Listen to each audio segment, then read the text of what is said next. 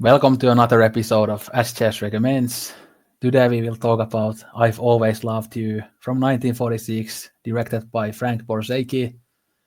Frank Borzage is a director that I haven't watched that many films of his, so I cannot really talk about his career overall as I don't have that much experience with it. But this is my favorite from him, and I'll talk about the plot synopsis a little bit now, and then after that I will mention kind of why I wanted to discuss it and why I recommended it to Altaz. So, like, where to start? So, the film kind of starts with this again conductor. I think his name is Korinov or something like that, and he goes to this place where there are lots of parents with their kids, and the kids are piano players, and they want to show their piano players to Korinov. But then Korinov meets one of his old friends who used to be a pianist, and that friend has a daughter with him, and then the daughter is the kind of best piano player there, and then Korinov visits their farm, and he wants to have her kind of as his pupil, and they start traveling together, and then the young woman leaves this farm boy back at his farm, and the farm boy is like really in love with her. So there's this kind of a love triangle between the woman and then the conductor and then the farm boy. But yeah, they travel together, they play together. There are lots of conflicts there, very interesting personal conflicts there, but also kind of many mental conflicts and then the love conflict in there. So it's a very kind of nuanced film in that way. But I discovered this film earlier this year. I think it was back in February. I had seen some people log it on Letterboxd, and then I thought that, oh, that film sounds like my cup of tea. Then I found it on YouTube. Then I watched it, and I immediately fell in love with the film. And it's very rare for me these days to fall in love with American films, but I think I have to say that this is like one of the absolute best American films of the 1940s, and it's a true hidden gem. And that's one of the reasons I wanted to recommend it to you, is because I think it deserves more praise and love. Again, less than 1,000 people in Letterboxd have rated it, which is criminal to me, especially as I think many people would enjoy this type of film, as it kind of reminds me of Michael Powell's films, for example, and those are very popular these days. And I managed to recommend this to our friend Tony as well, and he watched it a few days ago, and he really loved it, so I'm really glad about that. And yeah, I really hope that, again, more people would watch this. I've tried to recommend it in many different places on my channel, and it also got me more interested in Frank Borzage's films. Again, before watching this, he wasn't that much in my radar. Of course, I had noticed that Criterion has put out like a couple of his films, I think, and yeah. But this is so far my favorite Borzage out of the few that I have seen, and yeah, and also one of the other reasons I wanted to talk about it is that I know that both of us are fans of classical music, and obviously this film is very much about classical music, and there are lots of great music scenes here. Yeah. Yeah, you're absolutely right. I mean, yeah, I was wowed by this film, and yeah, I was like, oh yeah, like Bulgarian troglodyte has really discovered um, a real like hidden gem because the film, as you journey with it, it really surprises you about where it goes. You just can't. Uh, Given, like you said, sometimes in that time period, because uh, how films are produced and stuff like that, and it still are generally films follow a certain course, but this is a much more complex film, and that totally surprised me. Where it went totally surprised me, and yeah, and I even got like emotional in the end and stuff like that. It's a very emotional film. So thank you very much for recommending this. great film, and also sharing, yes, how you found it, because that was one of the questions I had, was that, how you discovered it. And yeah, even hearing like how few people have kind of seen it or rated it on Letterboxd. Yeah, this should be seen more. And I think this is my first Borzage. I don't know what other Borzage films I've actually seen. I know I've always had it in my, directors to watch kind of list, because of, as Roger Kirby did that whole series on Borzage, a really interesting series on some of his films. So I've always been kind of keen to see what it's about. And thanks to you, I also picked up the Olive Films release of this. If ever anyone wants a physical copy, Olive is now out of business, but I think maybe you'll find a copy floating around still. Yeah, I'm sure that it can be found on eBay or something because it's not that popular of a film. So I'm sure that there are some copies here and there available. And then for other people, it's also available on YouTube in 1080p quality. It looks really good. So that's another way of watching it. And I think this film, it works on so many different levels. It works on kind of an entertainment level, also in a narrative level, as it has like a very engaging plot and lots of twists. Even it has a very good script, I would say, but then it also works really well on a thematic level. And even though the film is 80 years old, the themes still are very relevant today, as it kind of explores male gaze and male possessiveness and toxic masculinity in a really good way, I would say, especially for the time. So these are themes that we still like to discuss and explore when we watch films. And yeah, so I think people who love classic Hollywood would really love this film. It has that beautiful Technicolor cinematography as well, really good performances, and a bit of that kind of nice 40s Hollywood ending as well. So even though it has darker moments, there are darker moments in the film, lots of repression and things like that. But overall, it's a happy film in the end. So people would like that, and I think that would fit the Christmas period really well, as it is a film that kind of blows you away and makes you feel good. Yeah, Yeah, I think it's does a very good job of world building. Like you said, the way it even opens up, it's very dynamic. It takes you right into the heart of the world, and you are basically settled in right away, um, into the backdrop and what's going on and who's who. Like you said, really great intro scene where it's Goranov, and he's at the height of his fame.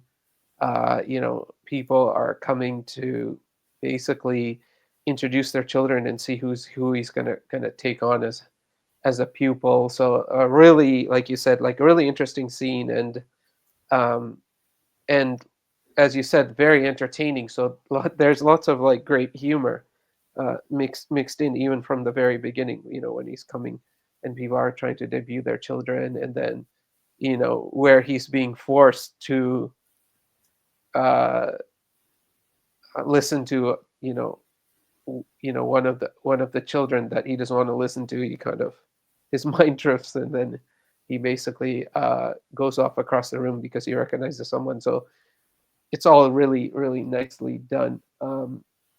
But yeah, everything was fresh for me in this movie because I'm not familiar. Like I said, I don't think I've seen any other Borzagi yet. I am not familiar with the actors at all in the film. So everything was fresh and new, and the fact that it impresses so much amazes you, because you say, "Oh, here are actors I've never heard of, a filmmaker I'm just starting to kind of. This is starting the journey now. Yeah, where did this come from? Especially for the time period." yeah, this doesn't have many kind of big name actors. There is no Cary Grant or James Stewart or Lauren Bacall, but they are a bit more kind of unknown actors. And I think the lead actress, Catherine McLeod or something like that, she was actually a classically trained pianist, so that's why the Oh, piano scenes are so impressive, as she really knows how to play the piano. So when you see the fingerings and stuff when she plays the piano, it looks so kind of accurate and stuff because she actually knew how to play the piano. So that's a cool side note.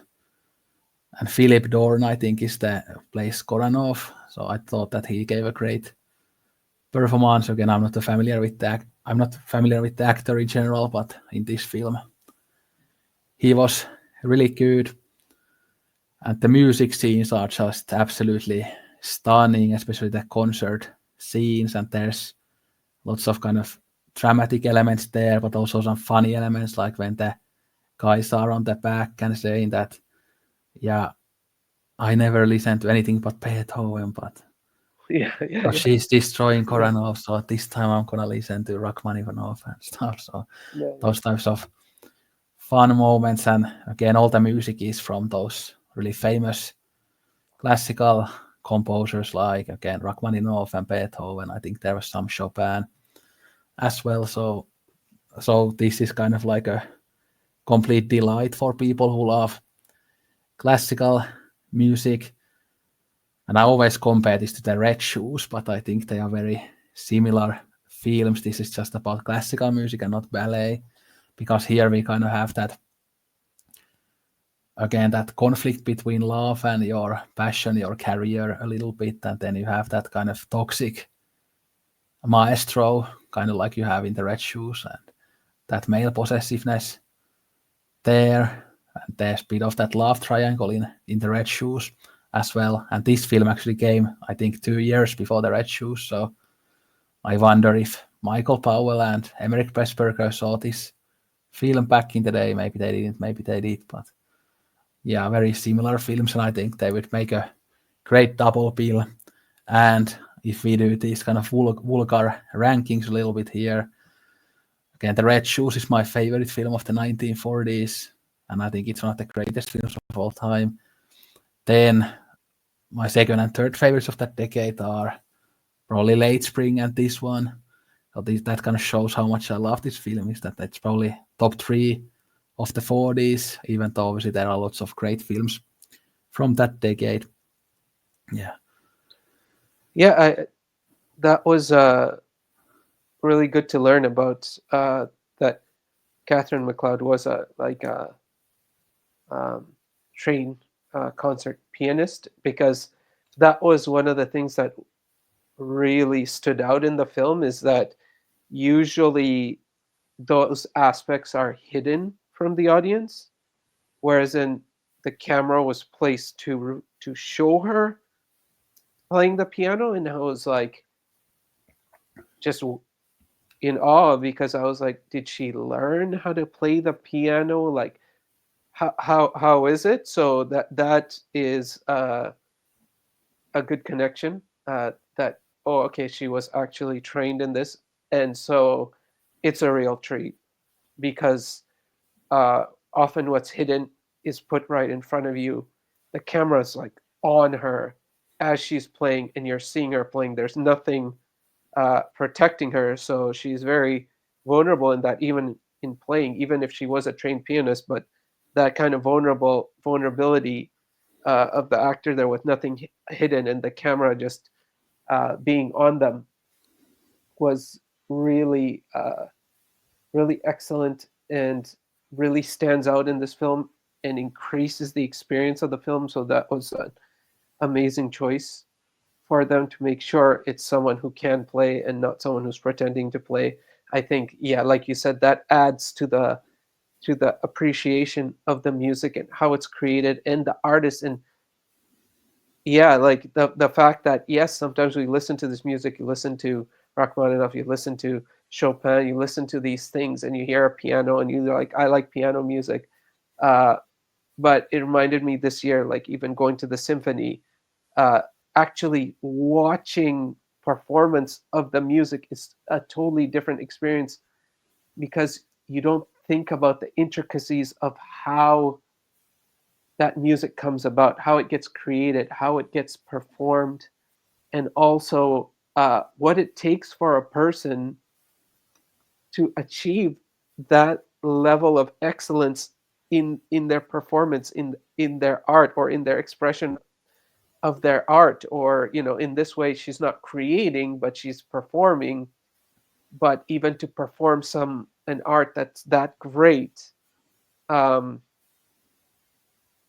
is it's mind-boggling, right? And that's one of the first. And I mean, there's so many aspects of film that are great, but that, like you said, starting with that, where you do justice to the art that the story is embedded in, and to show create that appreciation, and do it in a way that it's accessible to audiences. So you don't necessarily have to be a fan of classical music to appreciate this movie. But at the same time, I think anyone who's not really thought about classical music, if they watch this film, they're gonna, at the very least, develop a respect for it. And then even more, are probably going to become a little bit curious about what this is, this wonderful thing that can, you know is so important to the characters, but so important to so many people in the world who these characters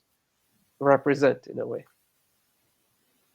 And sometimes in the online kind of music discourse, we talk about kind of how people like to watch like very complex music, like people playing it, but then they maybe don't like to listen to it on Spotify or whatever, because when you don't see it performed, it's not as much of a spectacle as it is when you watch it performed.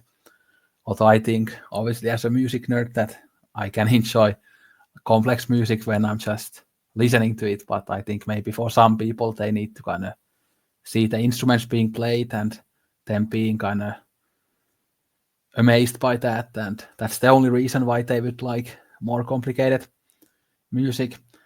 And of course, we see her also playing like some very difficult pieces. And it would be really hard to fake those, like in the beginning, like she plays those Beethoven pieces, and like one of them is like really, really fast and virtuosic. And I really Mm-hmm. like that type of stuff. There's so much kind of even aggression in it, and I like that. Like that. So they don't kind of make it easy for her by just choosing maybe some of the calm Chopin pieces that are easy to play, but they just go to the deep end, so to say, and choose like some difficult pieces. Although there's nice mix of music here, so there are different types of piano pieces. They don't just stick to one thing, even though it kind of revolves around like maybe three different composers for the most part. Yeah, you're absolutely right. Yeah, definitely. And it also enhances, like you said, the spectacle part, and to convey that it's a language you learn. And there are many things. And so this is the you know one aspect and of the film, of the many virtues it has, is that kind of educational quality of it, where the audience gets informed that this is a language. And there are a few scenes that really um, exemplify this. One is when he's playing and his grandmother takes the book of the composition, Rachmaninoff's composition, and she's reading the composition as he's playing. And so you see that this is something you read, so it's a language. So there are a lot of symbolic things in there, that this is a language. This is a language people learn to speak. And then the other is which is more spectacle like, but just profound, is when they have that tension when they perform together, and then there's a battle for, well, so many things emotionally are battling, right? One is uh, someone's growing inspiration and someone's greatness that's been established in that. So the master peer relationship. Then there is the sexual tension of two people who clearly have feelings for one another, but the ambiguity of what exactly those feelings are. Is it love? Is it lust? Is it a mix of things? Is it just the shared love for the music that really is, and not anything deeper? But yeah, and then it's Goronov's ego is being tested. Her ego is, in a sense, growing in a way, or she's coming into her own, and that while they're performing, to have that tension and people in the crowd reading that, uh, we've never thought of. I mean, I've never thought of something about that in a performance, that these dynamics could be going on, and people can be tuned into that because they're tuned into that language. They're tuned into that world. They know the dynamics. I'm novice dilettante. I'll hear that and I'll just hear music. I might not even pick up on that. So the fact that this world gets opened up for the audience is so interesting, the way it's done. And I can see, like you're saying, the red shoes similarly does that. um, it's really an experience. And then we haven't even got to the kind of the plot and the some of the other things that are going on thematically, but that alone makes this film just so wonderful and just amazing, and you're just so glad that it got made. And I'm just, yeah, so glad that you discovered it and like are sharing it and getting people to uh, have a look at it. Yeah, I'll do the spoiler warning now before I respond to your point. So maybe now we are kind of slowly moving into the spoiler section. So if you don't want to get spoiled, don't watch the rest of it. But yeah, you were talking about kind of the idea of music as a language, and I think another way how they show that to the us viewers is that how the concert sequences, when they even the audience sees kind of the relationship between maestro and then the pupil. I think Myra is her name or something, because they talk about how, like, why is he so angry, and then we Mm, see her face as well, that why is maestro so angry. So we see yeah. that through the music there are these different emotions and ways of communicating your emotions, even though, like, when we see maestro there, we don't like see any like interesting facial expressions or anything that would communicate us the anger, but then we just see that side through the discussions of the audience, and then as we see into the mind of her. So that kind of shows again the idea of music as a language and a way of communicating various emotions. Mm. Yes, absolutely, absolutely. And I guess, yeah, we can. I'd like to mention. I guess we can go into some of the themes. I think one very interesting theme is the idea of talent and how it comes into existence. Uh, right? There's the whole nature versus nurture thing going on, in a sense, right? Because she's born. Goranov is basically Frederick Hass. So Myra Hassman is Frederick Hassman's daughter. Frederick Hassman was, a great kind of composer, player that Goranov admired and was under his pupillage, I believe. And then now it's Myra's there. Now Myra's born into this world that's it's mixed, right? Because we see this Garanov's proposition from the beginning, that you're, as an artist, you are dedicated to the music and the music alone, and there's no room for anything else. So that's his philosophical position, and he's kind of joking with Frederick Hassman, because Frederick Hassman got married and he sort of disappeared from the scene. And Garnov is looking down at that, because he's saying, you kind of falling in love with a woman and all that kind of stuff, and just distracting yourself with these things of the world, these worldliness things. Because I think one of the themes here is that, you know, the ethereal quality of music, or this transcendental, or a kind of universal quality, timeless quality, and of course that's there, right? Because music is tied, has a scientific existence too. Uh, versus the passions of the world, love, family, children, and then Mara is born into that, and Mara has been trained by her father, but she's also seen this world where there's a father-mother relationship, and then there's the music, and then there's the talent, and then there's the ambition. So it's a conflict of all these things that we sort of see play out uh, in the plot. Yeah, and towards the end, we of course learned that Myra's daughter maybe doesn't have the Mm. same talent as she was supposed to play the concert, but then Myra ends up playing it.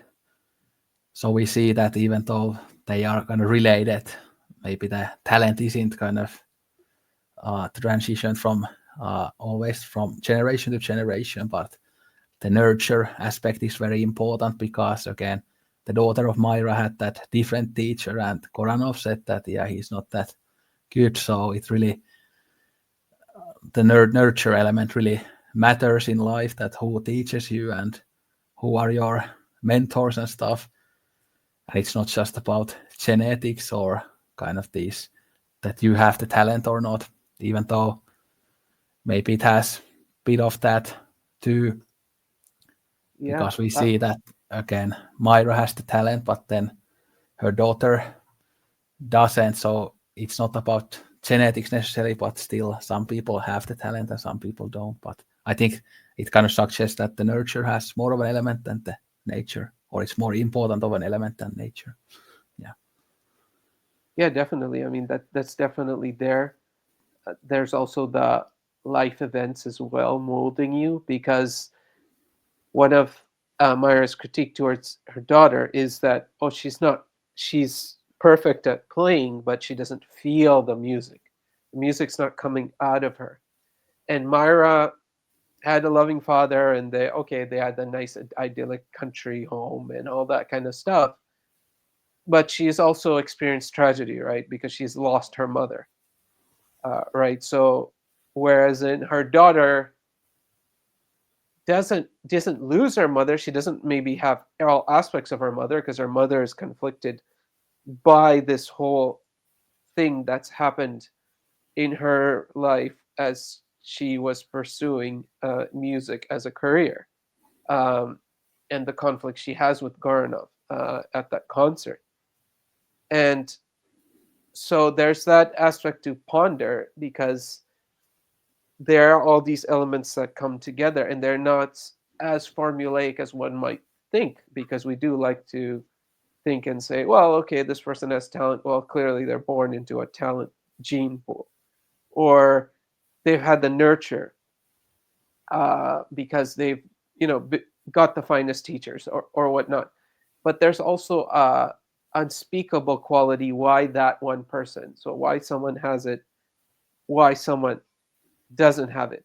Uh, you know, so and Goranov in that way, like you said, he's also we learn is born in a heritage of music. So from his grandmother onward. So they're music appreciators. I think they're I guess they were also performers and composers, or conductors like that. So he's like kind of old world. That generation of music has gone from generation to generation. But I guess a certain achieving a certain level is somewhat profound, because there are all these elements that come together, and they just have to come together in just the right ways for it to come about, where always have the question, why this person and not that person.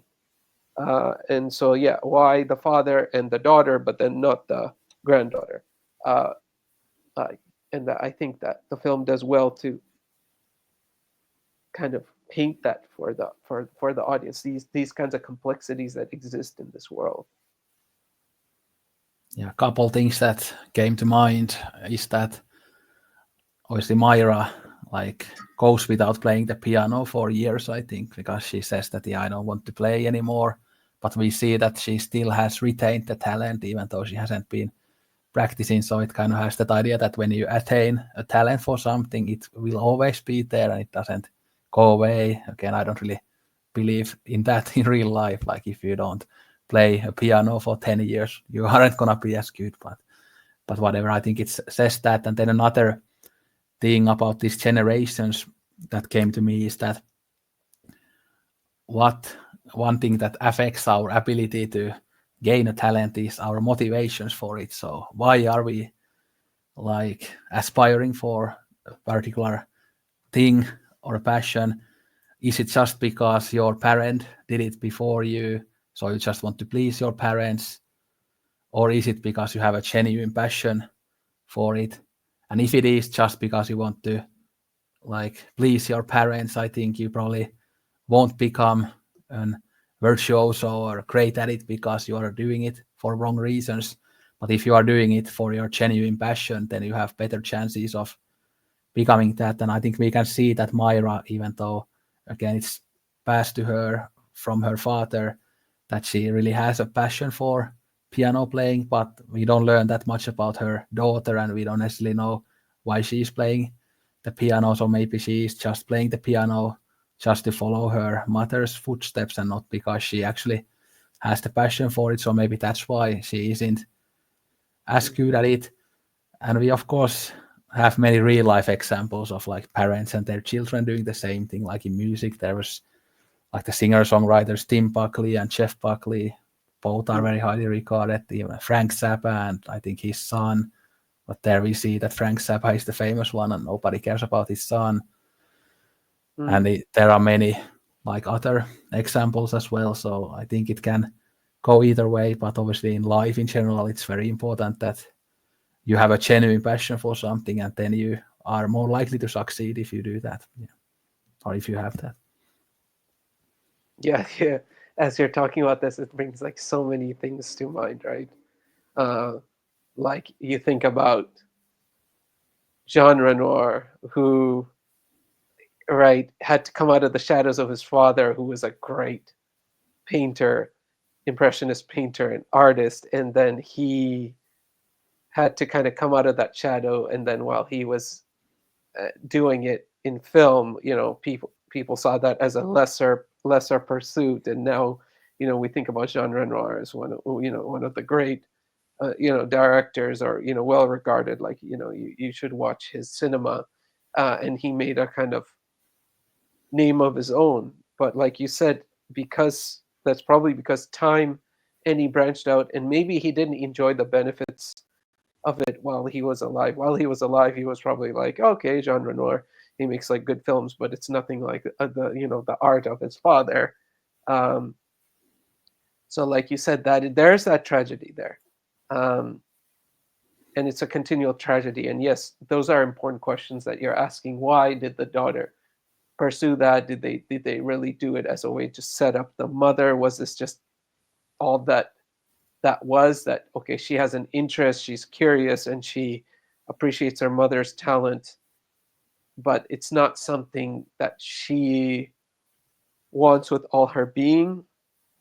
And then, like you said, there's that trope where, yeah, you don't see the person practicing, but it all just comes back to them in a snap, and they're just not even at the level they were, but they basically uh, um, they surpass what they had previously achieved without any practice.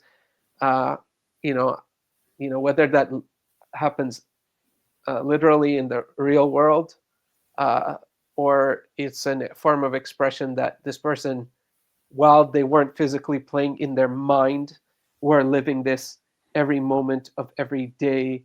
And so if they were kind of keeping the mind active in that world and in that thought, and that preoccupied their mind and their heart, do the fingers really need to be moved to do that? Or is it in your heart? Is it in your head? Or in where your kind of consciousness and being reside. So definitely a kind of trope that you even see in the samurai movies at times, that someone's known as a great swordsman and then it just comes back to them, or it never goes away. They, like in Samurai Rebellion, like the father just always stays great, like never goes away. Uh, so that's definitely there, but you definitely, the film does well to make you suspend all that for a moment you say, well, how can it be? She hasn't even practiced. But then if you get into the heart and soul of the film and what it's trying to communicate, you say, yeah, well, um, could could be in an emotional reality. Um, yeah, and then it totally throws you with the ending. But we can talk that about the ending whenever we get to it. Yeah, there's of course this idea that every generation kind of gets better than the previous one in some ways. There's even a saying in Finnish, I don't know how I would translate it, but it's basically that from the boy, the generation gets better or something like that, that every boy is better than his father, basically. But I don't think that's actually true, and not to get into politics, but I think we see it currently that millennials, for example, have way better values than my generation, Gen Z, because Gen Z is kind of going backwards in terms of lots of values, but not to get into that heated debate or anything. But just saying that, yeah, we often think about history and something that it always progresses further and to better heights, but it's not really like that. Sometimes we also regress, which is a sad thing about life. Obviously, it would be nice if we always just got better, but it doesn't work like that. And even if we look at history, obviously there was the ancient Rome, ancient Greece that were kind of high points of civilization in some ways, although obviously many problems like slavery, but then the medieval times were quite poor and there were lots of disease and stuff. And then the Renaissance happened and that was another high point and stuff. So we go like this as people and not like this. Yeah. Yeah, but there's hope for your generation because you exist, right? And so you are on that trajectory of growth and improvement, and even from where you know in your family as well. Like, and so yeah, but you're right. As you know, there's always that question: is it linear? Is it circular? Or is it cyclical? Or maybe it's linear, progressing, but cyclical in that, right? Instead of seeing a line, what's really happening is little cycles, but the cycles, the lowest won't go to the, that's the hope. The lowest wouldn't go as low in the cycle, and the highest wouldn't go, and the higher would go higher. And then you would kind of result, and then you'd kind of go to the cycle again. So that's a positive way and a hopeful way to look at it. And I think that's, well, I think this film has a kind of plot that is both takes you in, both surprises you, both has a point of view, might have a subjective point of view in the sense that that's this story and these journeys we're talking about, not a larger prescription being imposed, because the ending is somewhat resolved, somewhat ambiguous, somewhat complex. Like in that, what are we saying about art and also women's role in art and women's roles in general? Um, I don't know if you want to go there yet or you want to discuss something else first before we go there. But I think that's something that should eventually kind of get to as well. Yeah, we can start talking about those types of things now. So of course the ending at least feels very happy.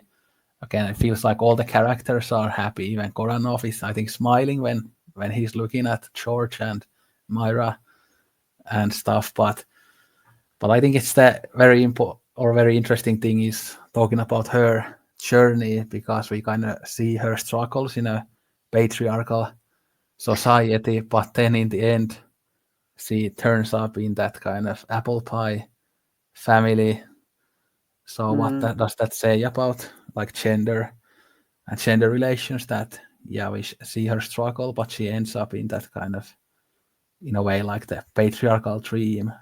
You have a farm and a husband and a wife and a child. So I don't know. It's kind of, maybe you could say that the film gives some conflicting messages. Although one thing about that is that, of course, Koranov is the very toxic guy, but George actually seems like a really nice guy, and he actually thinks about her interests and her passions, and he doesn't seem possessive at all. He even says that you need to go to the Koranov, so he isn't that jealous.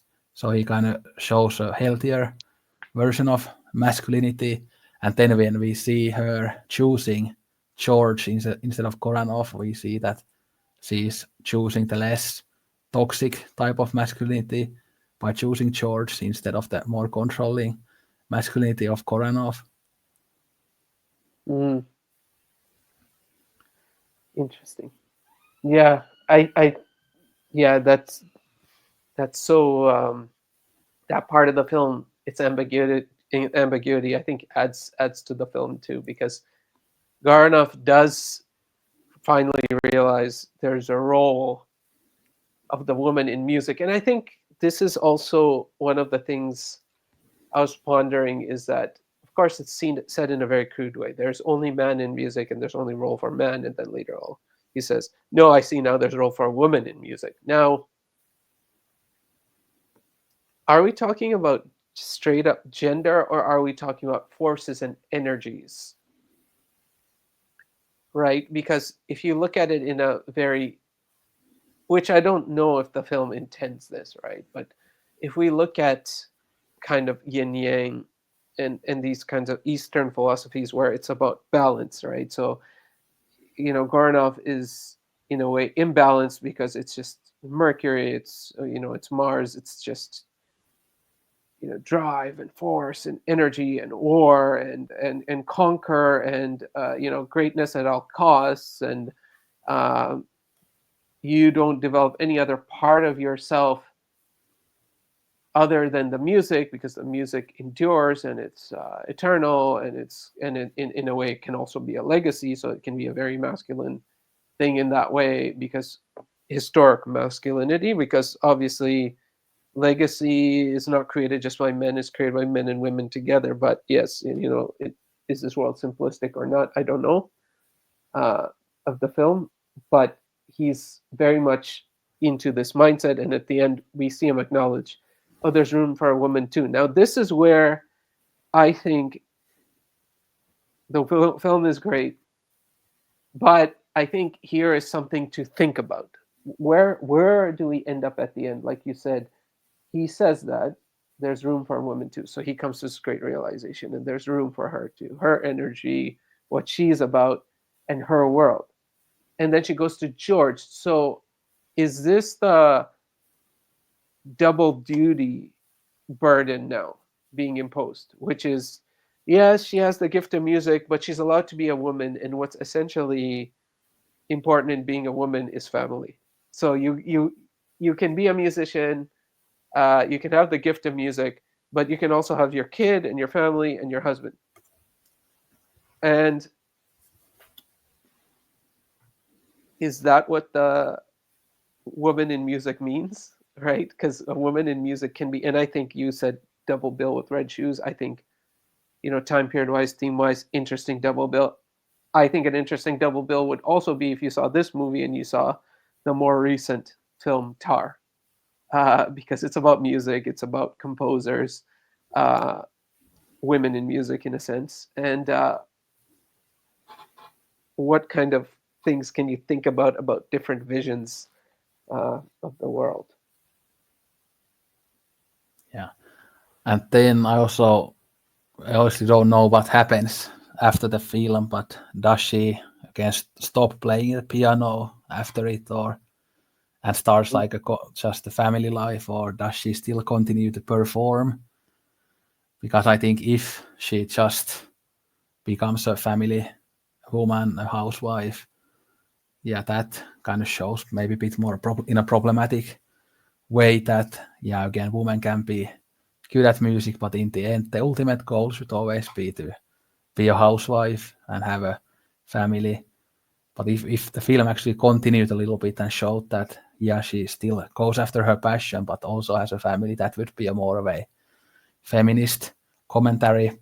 But I think if we look at this the ending in a more optimistic way, I think it can show how, again, men are trapped by patriarchy as well. And then when you leave the shackles of patriarchy, you can kind of find enlightenment and happiness, like Koranov again. Now thinks that women can be in music too, and he's smiling, so he's leaving that kind of possessiveness and that power hungry attitude behind, and now he becomes more of a kind of empathetic person. And of course we often talk about again patriarchy, how again it kind of leaves men at a point where we kind of explore our emotions through again anger and violence and possessiveness, even though again men should be able to cry and show emotion as well and have these healthy ways of dealing with emotion. Yeah. But yeah, so we see kind of transformation in his character as well, from toxic masculinity to healthier form of masculinity, and he isn't trying to compete with her anymore in that end, but they are more kind of the thesis and the antithesis, how you say it, becomes synthesis in that.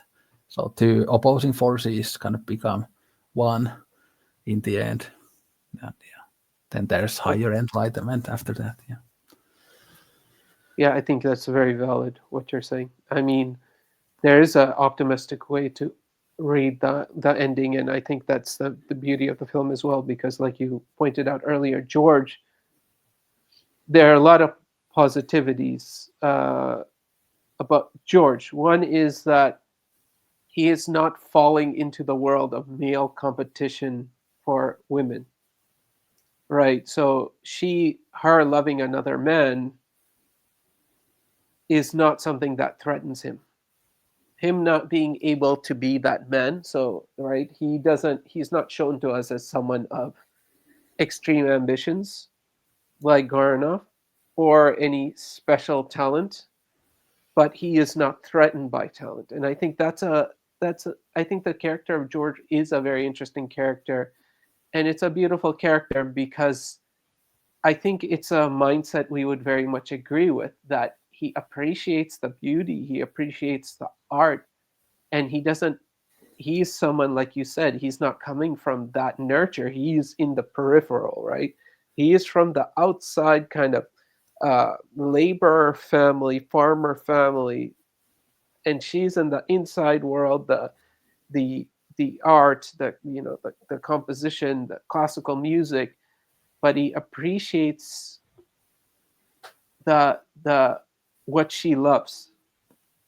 He may not love it the same or may not have the talent for the same, but he wants her to have room for it in her life, even if that means that it keeps a flame alive or a desire alive for that love she has for Garna.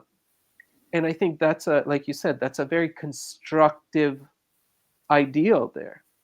And he goes a long way to help her confront these conflicts in her, rather than being happy that they're suppressed and she's possessed and she's being kept at home.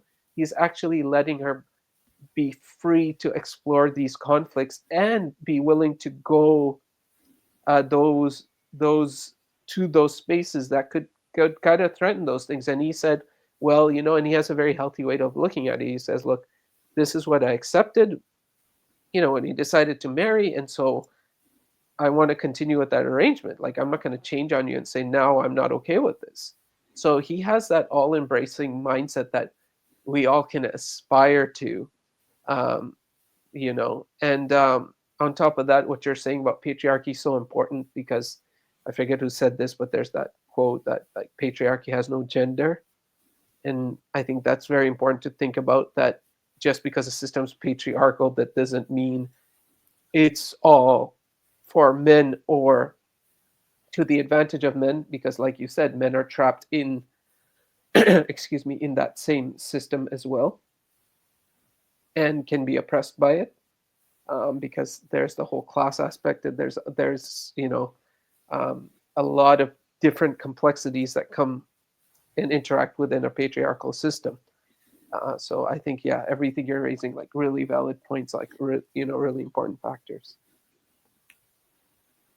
Yeah, this film seems to be clearly like a film of dualities, that there are always two opposing things, and one more kind of thing about these dualities is that I think there is like two different types of love explored here.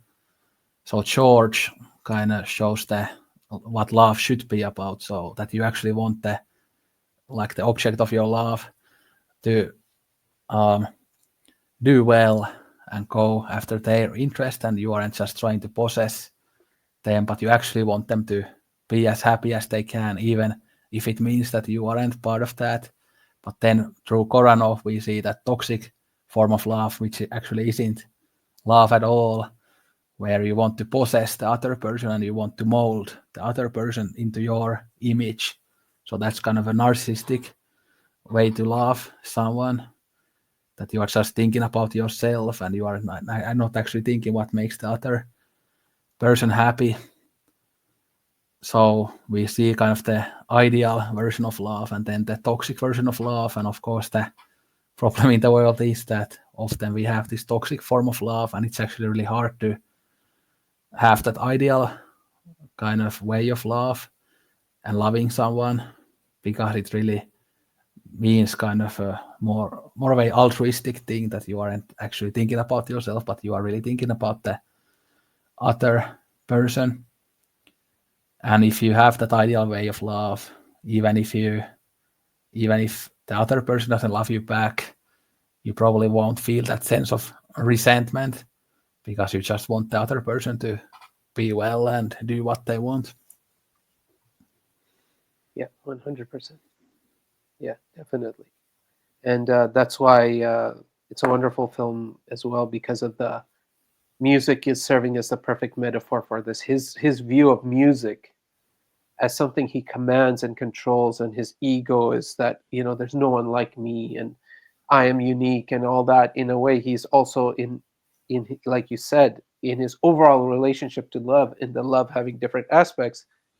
His aspect is to control and own and feed his own ego, even when it comes to music. So whether it's her or the music, his essential attitude towards it is exactly the same. Where her philosophy with music is something that's just pouring out of her uh, into her fingers. It's a delight. It's a dance. It's a all kind of almost like ego destroying thing. This the self, in a way, in the spiritual sense, is disappearing in this music, because it's so beautiful. It's so wonderful. There's so much joy, and I think that, yeah, that also feeds into that end question. We don't know what her pursuit is after, but I think that there is a powerful statement nonetheless, which is the music uh, does not have to be tied necessarily to certain ambitious ends. That the music or love, uh, if music be the food of love, play on as it goes in 12th Night. So music being this food of love, or music and love being kind of combined, saying these things don't have to be for egoistic ends per se. That's a matter of choice, and how you pursue that is also a matter of choice. But there's room for just appreciation, or you having the gift and choosing not to become the greatest composer, but just still play in your home and keep the gift of music. It doesn't have to be so one or the other. It doesn't have to be so binary. And I think, like you said, that ties in again back to patriarchy in a sense, because patriarchy feeds on this binary, this and the other, this and the other thing. There's this and there's the other. There's um, the rightful group and the other. And so I think the movie is such a nice tapestry, and it's really layered for what someone would say is its actual genre. Someone might go and say, "Oh, that's kind of like a romantic comedy esque," but it's not. It weaves in so much, and it educates, and it transports you and makes you think and makes you reflect, and so it's just such a great experience, this film, and can't wait to watch it again. To be honest, because it's how great it is. Yeah, and then there's this kind of question that what type of people like artists are, like how much does ego play a role, Mm. and like obviously we kind of sometimes we see these extremely humble artists who are constantly putting themselves down, but then there are the ones who just have huge egos and think that they are the best ever, and obviously Goranov is kind of a definition of the latter and a kind of a I guess the archetypal stereotypical version of the egoist artist. But we often kind of have this question about art that how do you make the best type of art? Is it by listening to your audience and what they want? Or is it just having your own vision and following it 100% of the time, not caring what the other people think? And I think usually the latter tends to be better when the artist is just saying that, yeah, I don't care what my audience thinks. I just, again, I know what I'm doing and I'm going to follow my Mhm. vision through. And that usually the audience sees that's the authentic type of art, that you are not trying to please everybody. But if you just had a checklist that, oh yeah, my audience wanted this and this, and had that kind of altruistic pleasing type of mode when you do art, yeah, that's not usually going to work. Usually the more egoistic, narcissistic type of, you could say self-indulgent art is better. And I actually hate the term self-indulgent because I would kind of argue that art is almost by definition self-indulgent to some extent, because you obviously have so much of yourself put into your art. Yeah, So in a exactly. way, every single art piece is self-indulgent, and I usually think that Yeah, people exactly. use self-indulgent like in such an annoying way, just like they use the word pretentious in a really annoying way. Yeah, Yeah, I agree with you there. That idea of self-indulgence is just bizarre when people use it as a critique in art, because you're right. You are think about how art is created, and I think that's very much a comment that's made when you don't think about where art comes from and the creator and how it's born. So if it comes about and it happens to match your interest exactly one to one, or you seem to enjoy that self-indulgence and what it presents to you, then it's good art and it's not self-indulgent anymore, like because it connected with another, or connected with the masses. It's a bizarre expression. I agree with you. I think it is bizarre, and it's by its nature self-indulgent. And as we're talking about this whole ego possessory thing, there's also this thing how Goranov communicates. Like when Mayor's daughter plays, uh, her, he looks at her and he goes, "She plays your music," right?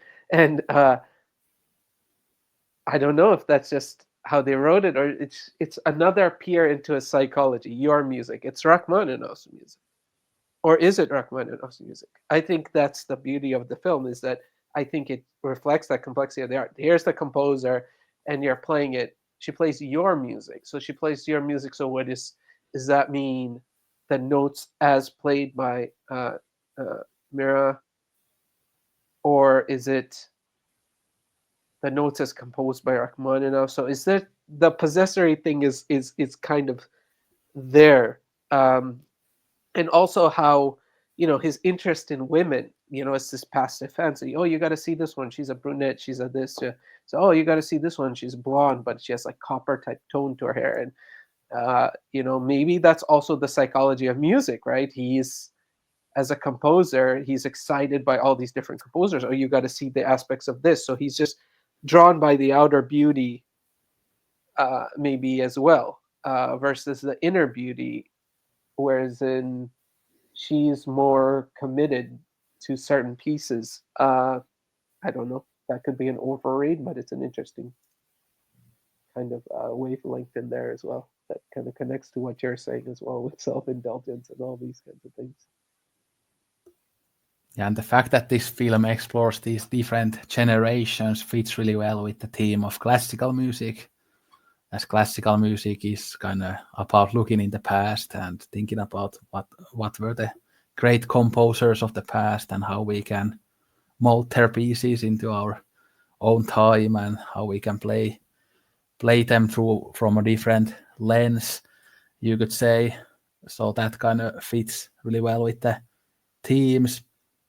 And so going back to the self-indulgence thing, like obviously people say that, oh, that's self-indulgent, but people also often make these things that I don't want films showing politics into my face and stuff like that. I don't like political films, but again, the directors, the artists who make that film, they are political beings, and their views affect what types of films they make. So of course there are politics in every single film, even whether it's obvious or not. So there are these kind of common misunderstandings of the nature of art, like absolutely everywhere. And I think the film discourse through social media has been vulgarized so much because people really don't understand these kind of basics of art that would be told to you if you just took like an introductory art class at a university or something.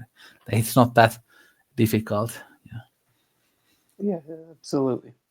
Absolutely, yeah.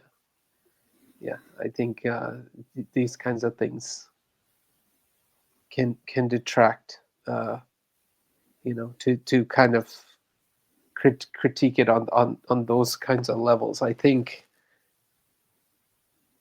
the healthy way is to look at it, and if you have a problem with the way it's leaning, you can appreciate the art, but you can say, okay, here is some of the questions about the way it's leaning, or I don't agree with certain things, or I don't agree with uh, these particular preoccupations.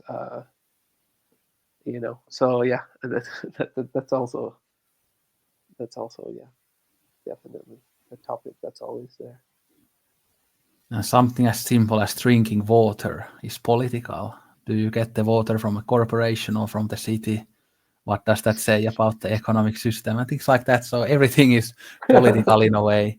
But yeah, there's like a Yeah, political dimensions to everything. Obviously, it would be nice if it wasn't always like that, but that's just the case. So. yeah, yeah. That's just the case.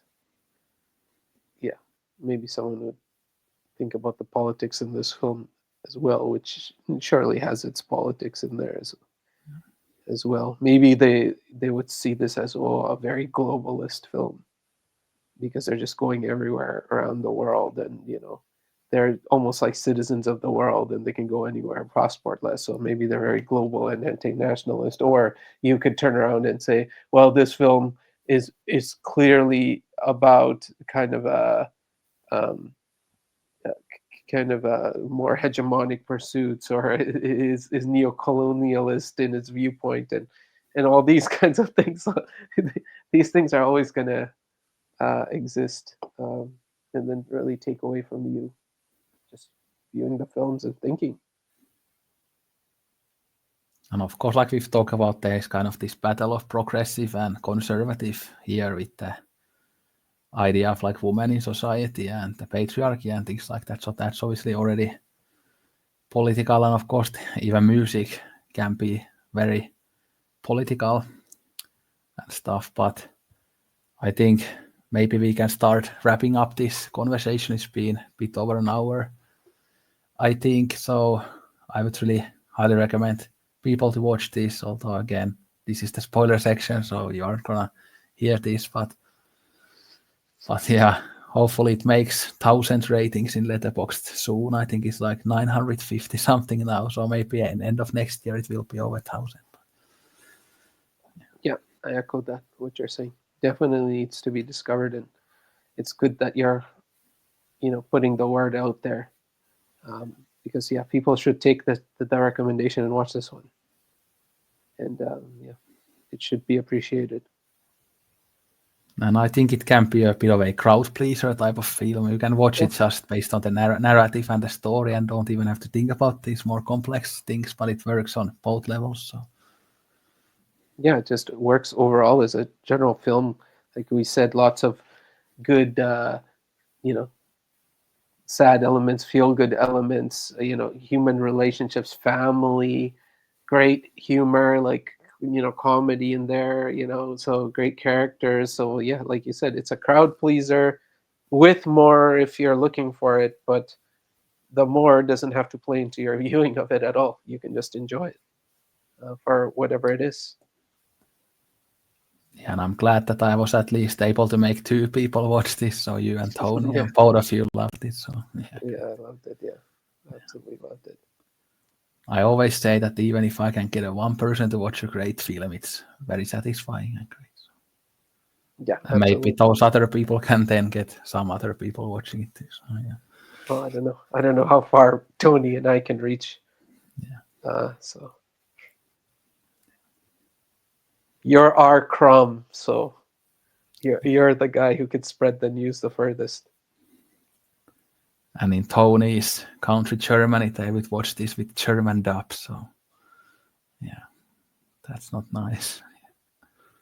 Yeah, that's true too. Yeah. And apparently, we talked about this once ago with Tony, but apparently there's still sometimes those ideas in people's heads that, oh, I like German classical music, and then somebody else likes Russian classical music, and you cannot like it all. Yeah, Yeah, yeah, exactly. that needs to be either Tchaikovsky or Schubert or Beethoven or Chopin or whatever. Yeah, yeah, that's true. That's true. Yeah, yeah, but great film. Yeah, really enjoyed it. So anyway, if you watch this immediately after it gets out or published in YouTube, there will be tomorrow a 2024 wrap-up talk as well. So we'll see how that goes. We are just about to shoot it straight after this. So looking forward to that. And yeah, hopefully you guys enjoyed this chat, and hopefully you have had a good holiday period, and also Happy New Year to everybody. Hopefully it's a better year than this one. I mean, this one was maybe a little better for me than the last one, but yeah. Yeah, yeah. Yeah. Hope everyone enjoyed their holidays and Happy New Year. But yeah, that's it for us. Bye bye.